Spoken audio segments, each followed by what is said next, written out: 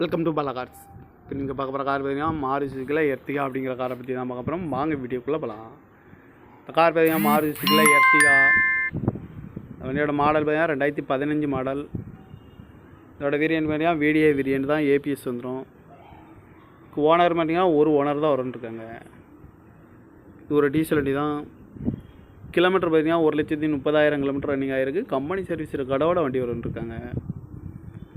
இதுக்கு இன்சூரன்ஸ் பார்த்தீங்கன்னா 23/3/2025 வரைக்கும் இன்சூரன்ஸு ஃபுல்லாக இருக்குது.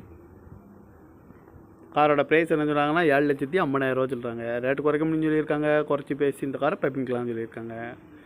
ஏசி வந்துடும், பவர் ஷேரிங், பருண்டோ, APS வந்துடும், ரிமோட் லாக் வந்துடும்ன்ருக்காங்க.